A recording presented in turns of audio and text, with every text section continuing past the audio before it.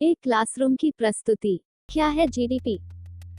बीते कुछ वर्षों से भारत की अर्थव्यवस्था सुस्ती के दौर में बनी हुई है, लेकिन पिछली तिमाही के ये आंकड़े बीते कुछ दशकों के सबसे बुरे आंकड़े हो सकते हैं। ऐसा इसलिए है क्योंकि इस साल अप्रैल से जून के दौरान पूरे देश में लॉकडाउन लागू किया गया था ताकि कोरोना वायरस को फैलने से रोका जा सके। खाने पीने की चीजों और आवश्यक वस्तुओं की सप्लाई को छोड़कर बाकी सभी आर्थिक गतिविधियां इस दौरान ठप रही हैं। आने वाले जीडीपी के आंकड़े हर किसी के लिए अहम हैं, क्योंकि भारत में कोविड-19 महामारी के फैलने के तुरंत बाद अर्थव्यवस्था में आई सुस्ती की यह पहली आधिकारिक स्वीकारोक्ति होगी। तो सबसे पहले यह समझते हैं कि जीडीपी के आंकड़े होते क्या हैं। ग्रॉस डोमेस्टिक प्रोडक्ट यानी सकल घरेलू उत्पाद जीडीपी किसी एक साल में देश में पैदा होने वाले सभी सामानों और सेवाओं की कुल वैल्यू को कहते हैं।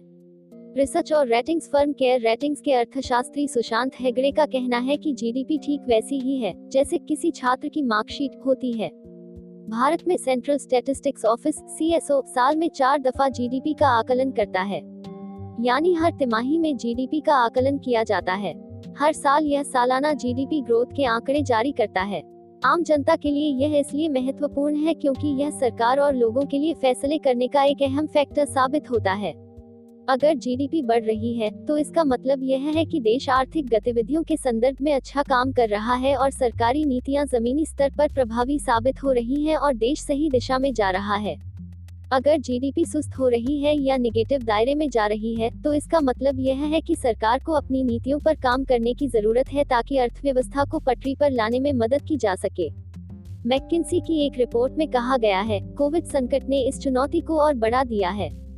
ग्रोथ को बढ़ाने के तत्काल कदमों की गैर मौजूदगी में भारत में आमदनी और जीवन गुणवत्ता एक दशक के ठहराव में पहुंच सकती है। कोविड महामारी ने हालात को और बुरा कर दिया है और अर्थशास्त्रियों का कहना है कि दूसरे एशियाई देशों के मुकाबले रिकवरी करने में भारत को ज्यादा वक्त लग सकता है। धन्यवाद।